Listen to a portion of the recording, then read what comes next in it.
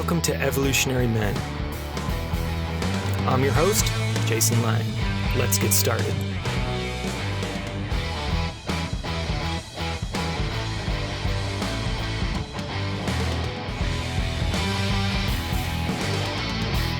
All right, and welcome back, everybody. I am super pumped today to be joined by a very special guest. Alistair Moes has run Moes Anger Management for 31 years and leads a team of multiple therapists who have worked with over 15,000 men and women. Alistair focuses on helping people reconnect with what truly matters to his clients and draws on neuroscience and the way emotions resonate throughout the body across generations. Through his work, people return to their core values and become more fully themselves. He works online with people worldwide and works with individuals, couples, and his anger management groups start every 4 weeks. He started facilitating those groups in 1995, and our paths have kind of crossed in a somewhat circuitous way where we've both met each other's wives and we know of each other, but this is kind of our first time really coming together, and I've just been watching him and what he's up to online for many years now and have always been very impressed and thought, I got to get this guy on the show. He's been in the trenches doing some really powerful work for a long time. So welcome, Alistair. So good to have you here. Well, thank you for inviting me on the show. Really appreciate it. Yeah. And, there's so much we could talk about here today. And we were even just talking a little bit before I hit record. And tell people a little bit about how you kind of got into the work and what you've been up to these last 31 years. Yeah, so back at the end of 1994, just to date myself, I just had a random networking conversation with somebody who asked me to run an anger management, group for them, and which forced me to start my own company. And when they asked me, I said over the phone with absolute confidence, yeah, totally, I could do that. Like absolute confidence. And after I put the phone down, I'm like, how do I do that? But I'd been working in the field for 6 years by that time, and I'm, knew actually how to do that apparently. Yeah. And that kept on growing over the years. I did tons of other jobs in addictions and supervising counselors that work with street kids and tons of programs. Worked as a social worker for about 4 months once, and ended up just slowly growing in the business until I left everything else behind. And now I've been doing this for a lot of years. And there's 10 therapists with us. And, when I first started doing this work, it fairly quickly came to my attention that the role models I had growing up didn't have anger management very dialed in. So I did not have anger management really dialed in. I was too nice. It would all build up and then I'd freak out and lose it. And, I spent the 80s bartending and managing bars, which had its own impact. Wow. And, so it became obvious to me that I needed a lot of work on myself, but I welcomed that. And all these years later, I continued to attend training and do group and individual breath work and attend therapeutic groups and all sorts of stuff. So I like this work because there's always more to learn. And I'm curious by nature, which is not true for the majority of my family.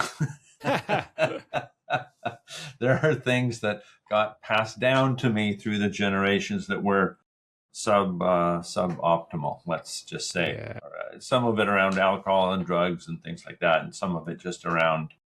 I come from a family with generations of just not talking about things.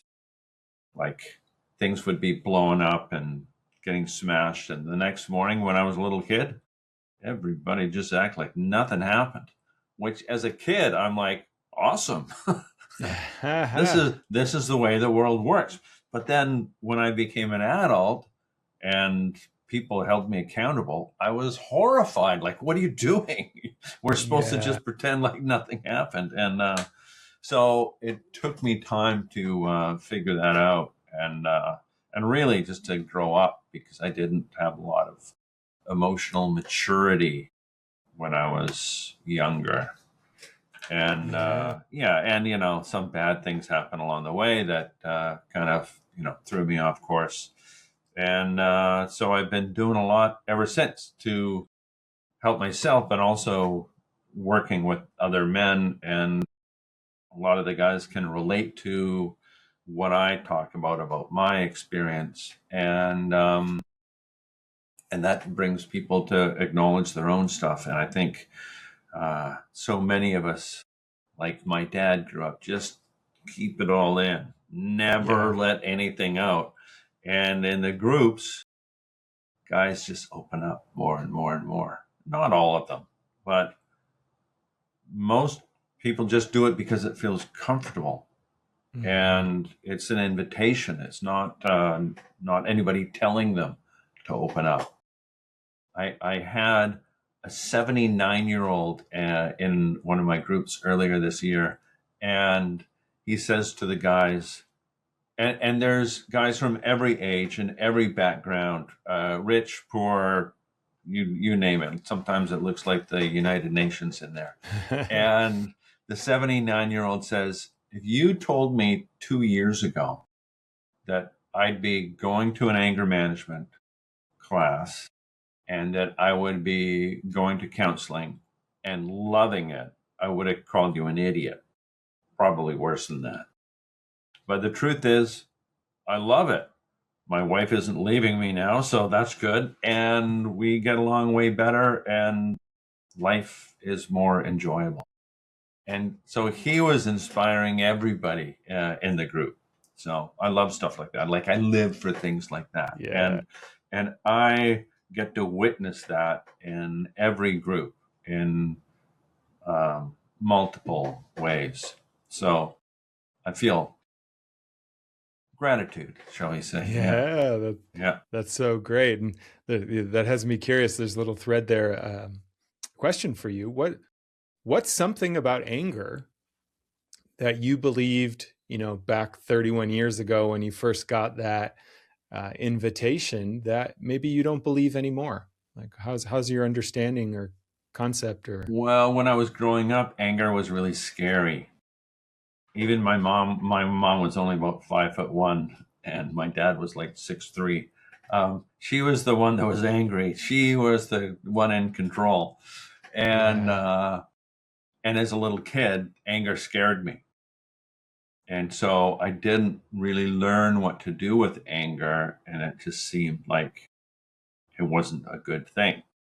But anger has this beautiful life energy in it. And when we're stuck, when we're in a position that things aren't getting resolved and it's building up in us, anger, if we relate to it in a healthy manner, can help us get focused and put energy in a direction that is healing and helpful and expansive.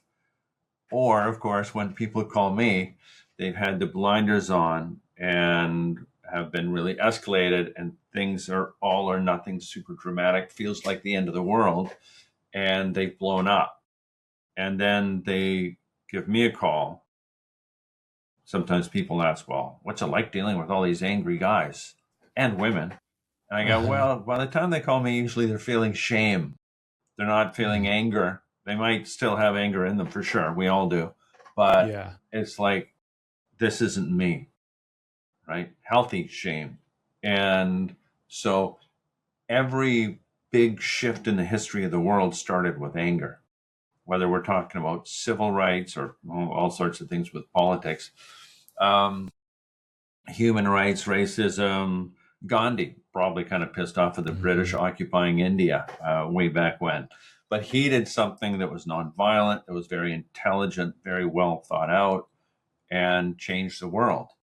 And most of us aren't after changing the world, but uh, making it so that after we've addressed a difficult conflict, we feel like, well, I did the best I could. Maybe it went my way, maybe it didn't go my way. You can tell that some maturity was involved when it doesn't go your way and you remind yourself it's not the end of the world. Just Mm. it's not always going to go your way, and Yeah. that's okay. So there you go. Anger can serve us well, and we need to access anger in our relationships so that we speak up. Like anger expressed wisely and with a connection to your heart creates more space for love because things get resolved or potentially resolved.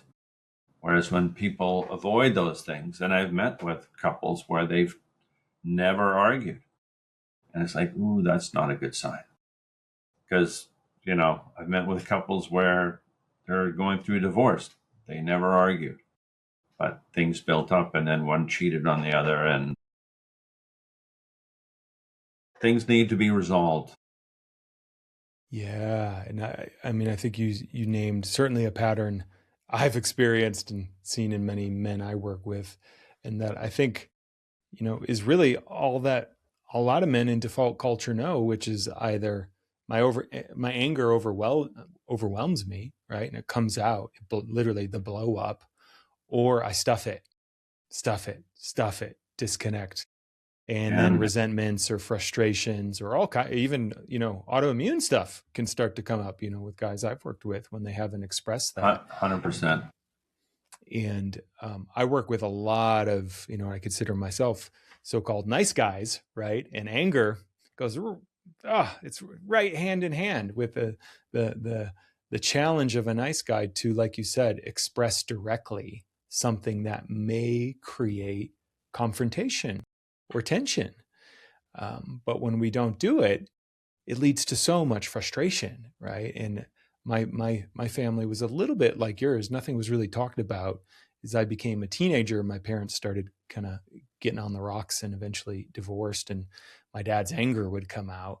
But all I ever saw was huge movements of anger and no change in behavior. Yeah. Just kind of more like Yeah. complaining anger, or maybe you'd put it. And so I internalized something on top of my own nervous system. It was just like, what the fuck's the point? Right? It's not going to change anything. And I've had to work really hard to unwind that over, a Mm. few decades of the type of work, we got connected through, and men's work in general of, yeah, when I'm not angry, when I'm not allowing myself to bring my anger forward in relationships that matter the most to me, um, I'm actually neglecting the relationship and our connection in myself. Yeah, you're neglecting yourself first, and that impacts the relationship with everybody in your life, kids especially. Yeah, and so I do a lot of shadow work with guys, and so I have my own stories about this. But I'm curious. You named right. By the time guys sometimes get to me, it's not that they're necessarily in an angry state, but they're in a state of maybe shame. Um, and you talk about in your work and your social media and your site that you work with all this stuff underneath. What's often going on? Obviously you work with a huge range of people, but what are some of the common things you end up working with in clients that might surprise people that you're dealing with in an anger management context? One of the things that we do in the first session of the group is go through a lot of physiology and talk about the neuroscience, about what happens in your brain and your body when things escalate, and why, if we escalate enough, we lose connection with our heart, we lose connection with our gut, our emotional intelligence, and certainly our high reasoning part of the brain goes offline. if we escalate enough, even the part of our brain that develops memory can get choppy or blackout, even without alcohol, of course. With alcohol, even more so. But when people come back for session number 2, all I said at the end of session number 1, because we went through all this stuff, is over the next week, just notice what happens in your body, the constriction in the chest, the feeling in the solar plexus, your gut, your shoulders, the grinding the teeth or clenching the jaw, which is usually about anger, the overwhelm in the forehead, and notice these things. And the moment your thoughts become blaming and or defensive, just notice all that with curiosity. You're just to witness that over the next week in yourself. And when you notice it in yourself, then you'll notice it more in the other. And so if we're disconnected from our own body, we can't connect to anybody else. So part of what we do is help guys come up with practices where they notice what's happening in their body, and understanding that this is a feedback loop, and we can do things to have a positive impact or negative. Just like one of the most important things, if you notice you're getting angry, is to shut your mouth. and a lot of the guys, the first thing they do is open their mouth and words spill out. But one of the more powerful things, and it takes more maturity to listen than to speak. And so having the ability especially when you're getting angry, this is not easy stuff. Shutting your mouth, closing your lips, and breathing through your nose. And when we breathe through the nose, the sinuses condition the air, so you get to 20% more oxygen from the air that you're breathing, because often people are really tense and they're shallow breathing, and the heart compensates for that by beating faster and harder to pump the limited amount of oxygen around. And then that just spikes us up even farther because the heart's going faster and harder. Completely counterproductive. So shut the mouth, breathe through the nose, deep into your abdomen, and you do a few of those, and that signals to the body that you're safe. And so we do breathing exercises. We talk about meditation and different practices, different somatic practices that help bring the body back down, so that you pull yourself out of fight or flight, and then you can see the bigger picture, and you reconnect with your heart, your guts, what really matters to you. Then you're smarter and think things through. At least that's the plan. But really, the homework after that first session is just be curious and notice. And one of the interesting things that happens is usually one guy sees somebody else is losing it over the week and go, "Oh my God, that's me. That's what I look like." Yeah. It's like a mirror, right? And and it's just, I do this in groups because there's very few places where men hear each other taking responsibility. There's an old book by Alan Jenkins, an Australian, called Invitations to Responsibility. And I just really like that term, because when men hear other men, not me, they hear other men in the group saying, "Yeah, I did this and this," and then, wow, it really changed how things go, because so many men, all they do all day long at work is fix problems, deal with things that are going wrong or whatever. They're just like doing stuff. And then they get home and they try to do the same thing, and there's a disaster. Yeah. So one of the goals guys come up with, and we have a whole list of different goals they can come up with. One of them is give your partner the experience of being fully seen and heard and valued. which really is helping them feel love, and Yeah. then they feel emotional safety, and then they can be themselves. Then you can have more depth of connection with each other.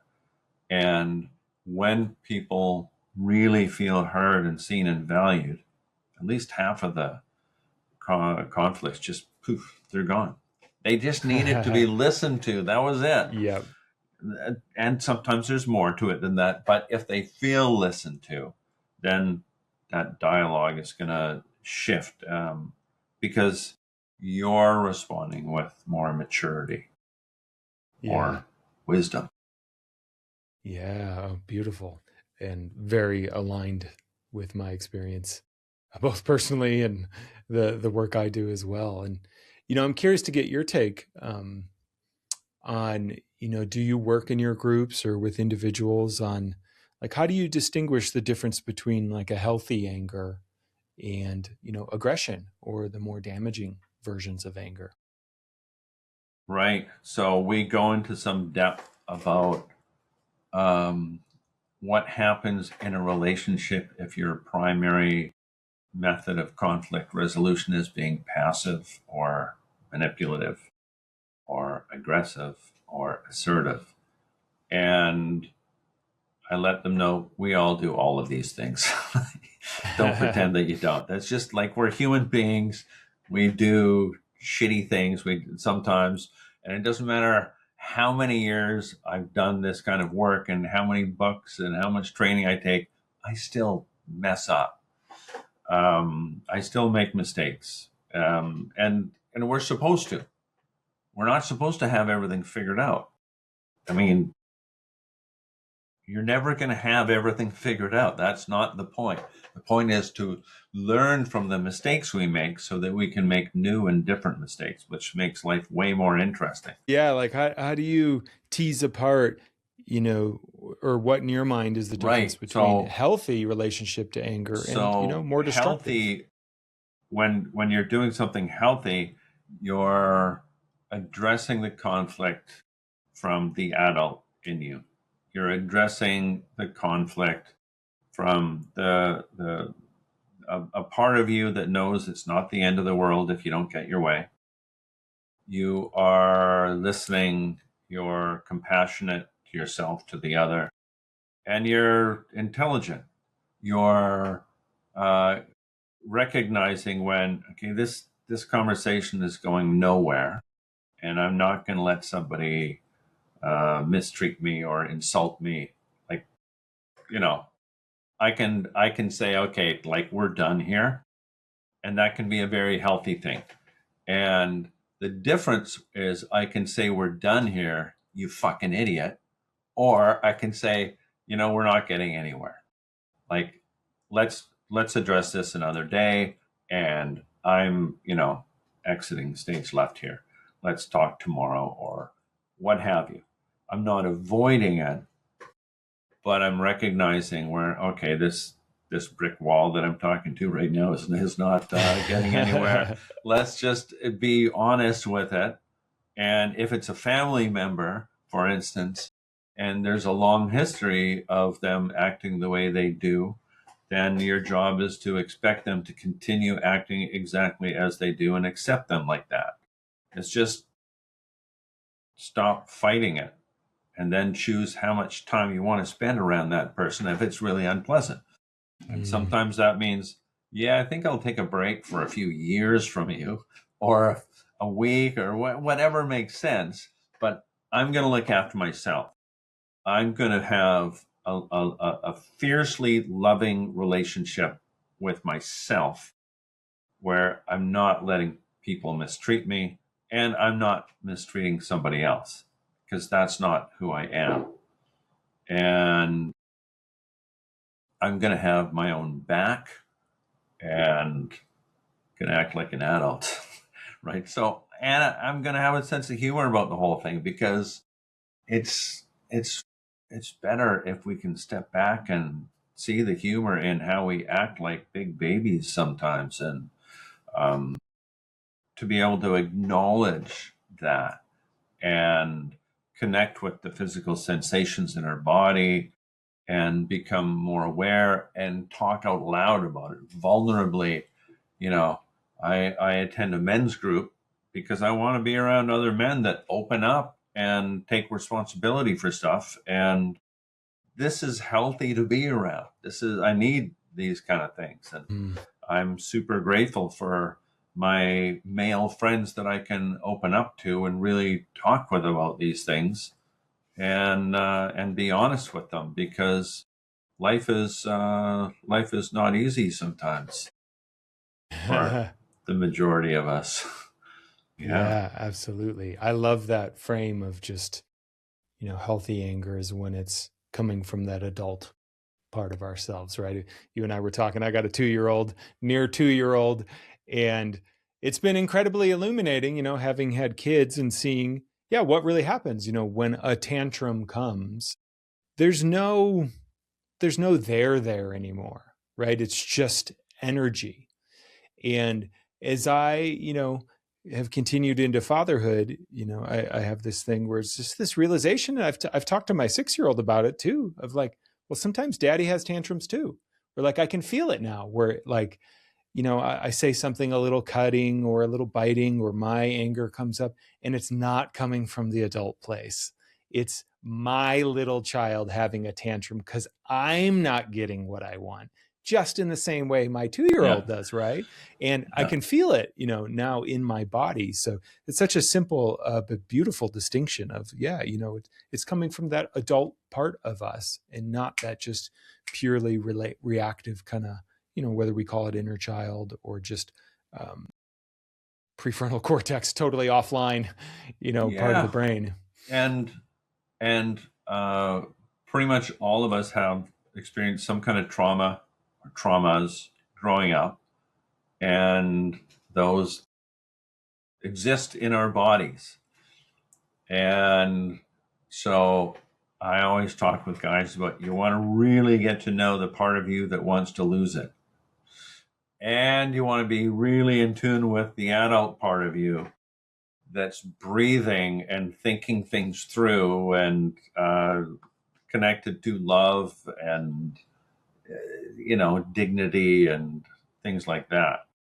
Because that part in you that wants to freak out, um, it's not a bad part of you. It's just that's there. And we're not going back in history. We're not regressing to 2 years old or 4, 6, or whatever. We're connecting to those physical sensations in the body right now that lead us to feel like it's the end of the world.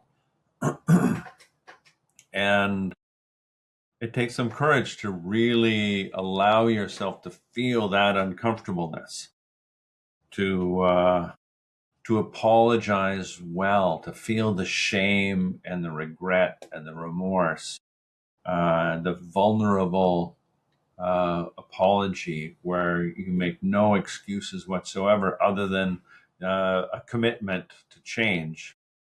Like, that's powerful stuff. But we have to be connected to how we carry this stuff, and how this stuff has been there for generations. Mm-hmm. Definitely in both of my parents for different reasons, and going back generations, there's all sorts of stuff there. My Dutch grandfather was, in prison for 5 years during World War II and in Holland, and my dad was like 7 to 12 years old, and yeah, and then after the war, then you just don't talk about anything. Mm-hmm. You just smoke cigarettes and have a drink and look really good doing it, which my dad was quite gifted at that, but didn't know where to. Yeah, that had some negative consequences later in life, especially. But yeah, and so I got really up close and personal with what happens when you don't talk about anything. Like, my mom died from an aneurysm very suddenly when I was 18, like, just like she was alive and then she was dead. I never saw her again. And my dad was so committed to don't talk about anything that he didn't have a funeral, nothing, and just kind of avoided the topic. Took us kids to Hawaii, which he had never done before, for Christmas. And, it was like, let's just, turn that frown upside down. I don't know. It's just, but I mean, he didn't have the emotional maturity and he didn't reach out. So he didn't know what to do and just plow on through. And then he made other bad decisions, but I won't get to. And I love my dad. I'm not here to blame him. I know he came through it honestly. And it's about owning what's in us today. It's understanding our history to help explain our present. Some people will argue that, well, I'm this way because of my parents or whatever. I'm like, come on, that's not real. That's a little kid talking, right? That's not the adult in you who pulls back and sees the bigger picture. And and there's lots to learn. So yeah, I do shadow work and things like that, and sometimes I'll do group shadow work, days with guys, because it's inspiring. I love that stuff, and just seeing men figuring things out and other men seeing them figure those things out, and really it's so supportive. You wouldn't think a bunch of total strangers going to an anger management group, and some of them, their lawyer said, you should really go and do this. Lots of them don't have lawyers, but almost all of them want to be more in charge of themselves, want to be less reactive, more intentional. And that's all this is about.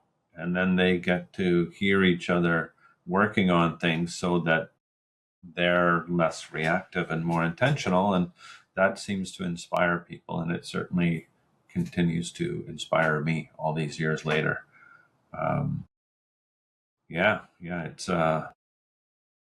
It's really cool. I had a guy, legally blind guy, who was the breadwinner for the family recently, attending, and it's like, he was like suicidal before he started, and he was completely inspired by the end of it, and inspiring the other men, because he is really listening and connecting with his partner, and he wants to do more work on himself. And we do this over Zoom, and he's on his phone like this, right?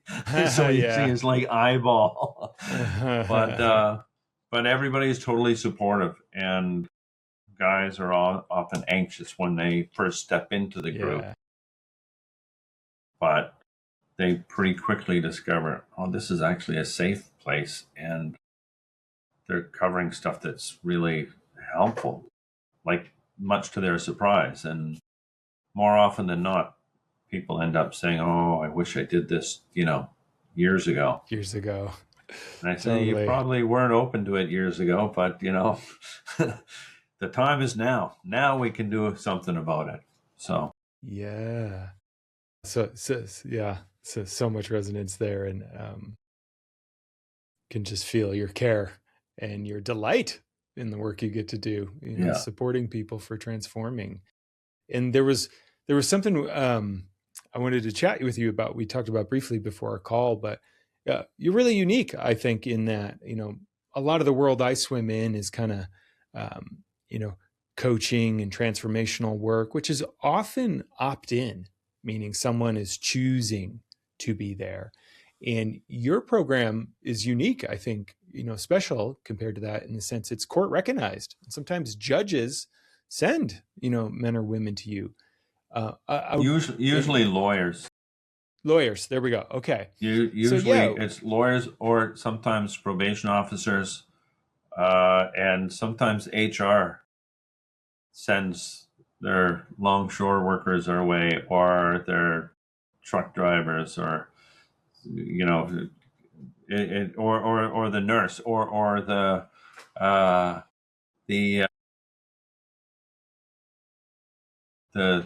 surgeon the surgeon and medical professor being sent to us. I've had multiple guys with PhDs in psychology attend my groups Yeah. voluntarily, and I think they were all voluntary, but yeah, it knows no bounds, that's for sure. But yes, a number of them are sent there, and some of them are reluctant, and even the reluctant ones generally end up appreciating it a lot. And I've had guy like super like judgmental and critical, and like come back to session 2. Hey, this stuff actually works. Ha ha ha. and and then there's some guys who are just so stuck that they don't show up because it's voluntary, right? I mean, Mm, whether the lawyer sends them to us, right? I mean, that doesn't mean that they show up. They yeah. and it's uncomfortable for them because all these other guys are opening up. And this includes transgender, like it doesn't matter like what your history is. And when men are in the group, they get accepted as they are. Mhm. And it's really impressive how, you know, gay men will out themselves in the group and nobody really blinks an eye. And Yeah. I think most people would think, oh, a bunch of, anger management tough guys, or they're all tattooed bikers or something. It's like, no, they're just accountants. And yeah, sometimes there's a tattooed biker in there. But I mean, that doesn't matter, right? It's like everybody's Yeah. accepted, and people feed off each other's energy and end up looking at this stuff. I mean, and I put my energy into the guys that are working on themselves, which is most of them. I'm not spending my time trying to pull the reluctant guy in there. I'm like, nah, if they want to join us, great. If they don't want to, fine. Like, Yeah. that's okay. Right? I'm not here to convince anybody anything. It's and I'd rather feed all the positive stuff going on because that's where the inspiration is, right? And that works better for me too. When couples Hmm. call us, I say it's probably better if you each attend your group, because we do women's groups as well. And because when I said each do your group and then go to couples counseling, Yeah. because when I've had couples come into my office and one starts like screaming and yelling at the other, I don't like it. It's very unpleasant. And I tell them, and you're wasting your money. I am not cheap. And if you want to spend, $400 an hour and yell at each other, like, just give me the 400. Go do that at home. That's I, great. I don't want to be a part of it because it's just spinning our wheels, and it's yeah.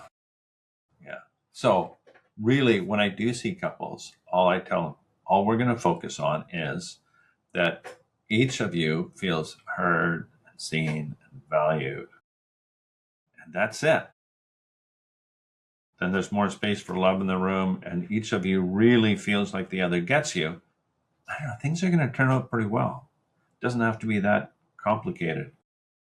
And sometimes I'll do shadow work with one of them, and the other one just witnesses that. I'll go back and forth and do that. So, Lovely. yeah, And yeah, I love what you just said there. I mean, it's so great to kind of get the street level in the sense of the preconceived notion I think a lot of people have of who ends up in an anger management group versus the reality of it's like everyone, all kinds of different people show up. And I think that particularly for us men really points to, you were speaking to this, just the the lack of training we get as men about how to be in our bodies, talk about what's happening in our bodies, Yeah. communicate. And that often then leads to these blow ups or blow overs where, no one ever showed us. It was one of the things that really transformed me so much in my early men's work was getting to be around men who had a Yeah. healthy relationship to their emotional body and in particular their anger, who could express anger. But here's the key: never once did I feel unsafe around it. Right. Yeah. And I had never that had never been something in my reality. And And this as is soon as I weird. saw, yeah, and then as I got to experience it, that was oh, there's a model for something else here. Nobody told Yeah. me or showed me. Our culture just does not equip us, particularly as men, but really as anyone, I think, to know how to deal with this internal self. Yeah.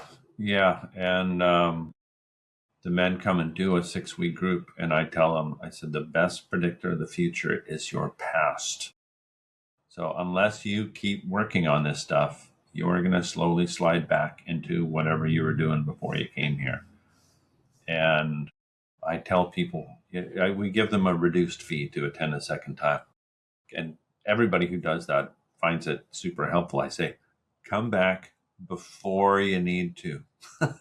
Think that through. Before you Yeah. need to is the key, because almost everybody comes back after there's another blow up, and it's like, it's but that's it. We need to, and I live this, to keep on working on ourselves, because my background was taught me some bad things, and I know those things are still in me at some level, and I'm really grateful because my kids show way more emotional maturity than I did at their age. But yeah, they have it, and I have regular deep conversations with them, even though they're well into their 20s. And yeah, I did not have that with my parents.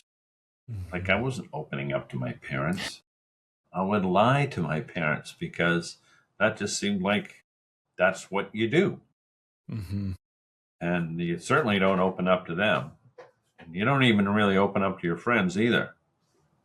Yeah. Wow. It's like, so you end up very alone. And yeah, that's part of the really big modern problem when men come our way and they have no friends and they spend a lot of time on their own, just them and the internet, whether they're married with children or not. Mm-hmm. And the more alone they are, the more challenging it is for them to learn and grow, because we can't grow without feedback from other people. We need to connect with other people so that we get things reflected.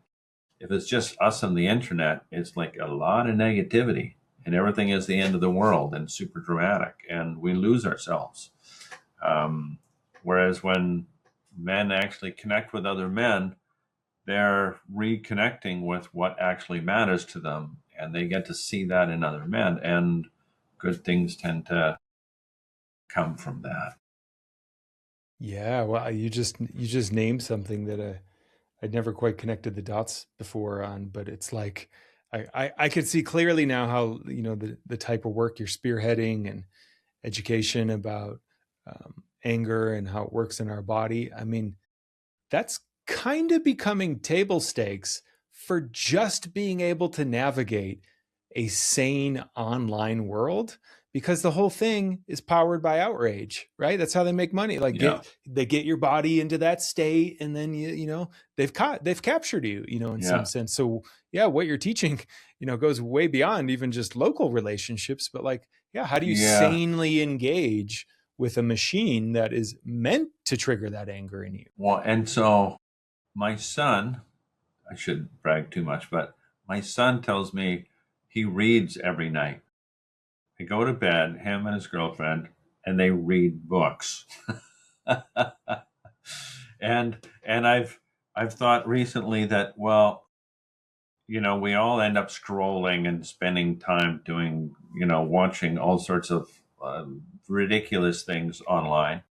I'm no saint, right? And that seems to be exactly what the, billionaire tech bros want us. They want us sedated, sometimes drinking or drugs or whatever, but also they want us distracted so we don't notice how much worse it is, how much harder it is to get by in today's world than it used to be. Like, people are struggling way more than they used to be. And if we're all watching stupid shit on TikTok, it's, so we don't notice, then we're not going to actually be intelligent with our anger. We're going to be outraged with it, and everything's going to be black and white. And you can see that because a lot of politics is just name calling and insults, which is, childish. Is definitely single digits for emotional age. And I ask men regularly, first I'll ask them, well, where did you feel that in your body? Usually there's some heat rising or, what have you. And I'll say, what's the emotional age of that? And they'll say, oh, maybe 18 or 21. He says, so if you saw an 18 or 21-year-old act like that, would that be accurate for maturity level? No. Okay, single digits for sure. Yeah, maybe like 3 or 4. Because that's true for me, right? 4 for sure. Yeah. And there's good reason for that, right? At 4 years old, we were living in South America, and also my dad took me and my older brother in 1965 and flew with us to and dropped us off in Holland with an aunt and uncle that we never met, and left us there for 6 months, and then came and picked us up and came to Vancouver, where I am now, and just never really talked about it. It wasn't until I was in my 20s that I went to my dad and went, hey, well, what happened there? Oh, your mom tried to kill herself. Oh, okay. Wow, yeah. Just after my younger brother was born, and it's like not a great start to life for him. But it's like, okay, that helps me understand so much. And, these family secrets are in every family. Yeah. And until we can pull back and actually be aware of them without judgment, like just with curiosity, then we can recognize what's in us. And my mom had a really lovely heart. She could be very loving and kind, and I learned a lot from her from that. But clearly she had a pretty severely depressed side and was medicated and stuff like that for many years. She was a nurse. But these things have a big impact, and then you just can't talk about them with some family members. But it needs to move through us. Otherwise, we just hold that as this toxic shame that I'm a failure. And I tell all the guys, I said, we all have this inner critic. The thing is, the inner critic tells us that everybody else has their shit together except for us. And so you can't let anybody know. If anybody finds out the truth about you, it'll be the end of the world. Nobody will ever want to have anything to do with you ever again.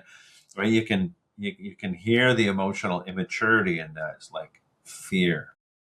Yeah. But you don't let anybody know you're afraid. You act like you have no fear. And if anybody suggests that you're afraid, then you attack and blame and judge and criticize them and be defensive. But that's also letting your history run you. So we go into all this material in our groups and go into lots of detail about it, because pretty much everybody in the group, really, if they look, they can find things that help them understand how they became the way they are without blaming anybody else, right? It's owning what's in you today. That's where your power lies. And getting to know all the physical sensations, the emptiness, the weight, the heaviness, the change in your breathing, the change in your heart. You breathe differently with every emotion, and your heart beats differently with every emotion. So when we get really angry and outraged, the heart gets really jagged and more erratic. When we breathe deep and slow and we're feeling at peace, then it reflects in the whole rest of our body and our brain, because it's in a much more peaceful, rhythmic, predictable, stable, beat. And yeah, and I grew up just ignore. If it feels too much in there, then drink. And I practiced that for years, but I gave it, a good shot, but it didn't seem to get me where I wanted to go. So eventually I had to shift gears on that one. Amazing. Well, as we come to a close here, I'm curious. So yeah, 31 years you've been in the trenches here. Things are pretty intense in a lot of ways in our culture, but you've been really kind of on the ground helping people transform. What gives you hope at this point, if anything, that you're seeing in men and women and people stepping into this work? Well, when I was first doing these groups in the 90s, if I asked the group of men, how many of you have practiced any sort of breathing exercise or meditation, maybe one guy would put his hand up. The group that I was just running last week, 2/3 to 3/4 of them put their hand up. So this is just guys going to anger management, right? This is not hand picking people who are doing shadow work or something like that. Hmm. And so men are more open to doing this work now. Men are more self-aware in many respects, and have practiced more things. People are more open-minded. And I've worked with a lot of longshore workers, guys that load and unload ships and stuff like that. Kind of historically, a lot of Hell's Angels and, rough kind of guys in that field. And now they request to come and work with us. Like usually it would be they're sent because they lost it at work, and so they get sent to do a individual program with us.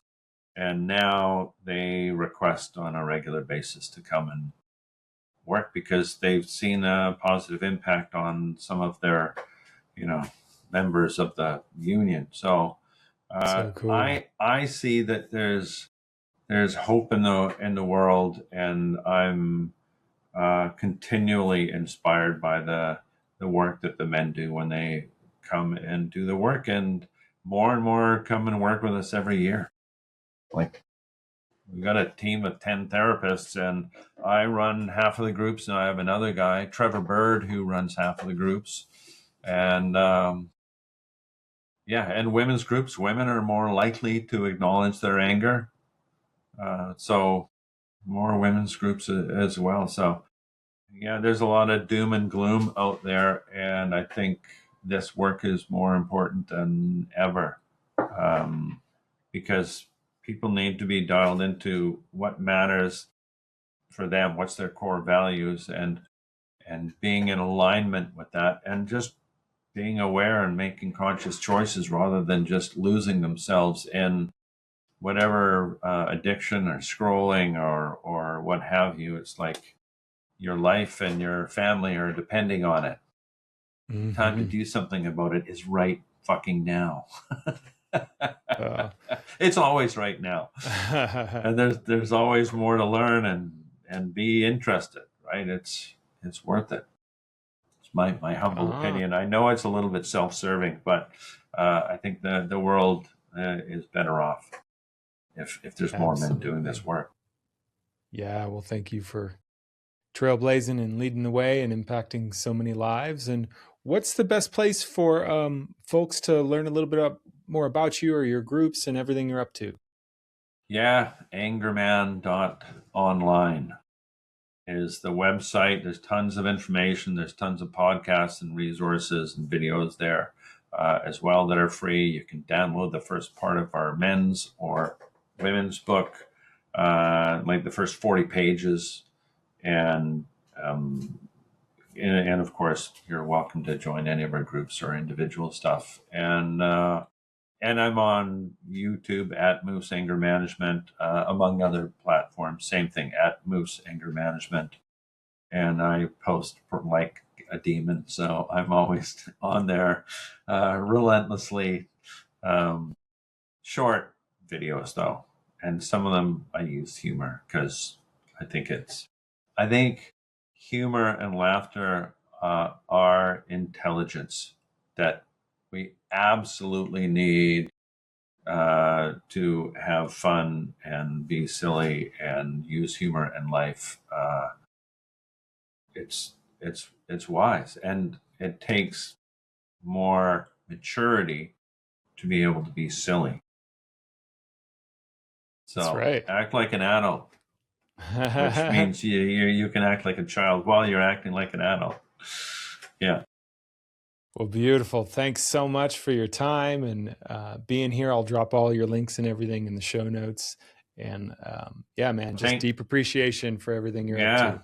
Well, thank you. I think you're also doing some really powerful, meaningful work, and the world needs more men like you doing this kind of work. So thank you for that as well. Thank you much, and yeah, good to have you on the team. Say hi to your wife for me, and I'll do the same. Yeah. And until next time.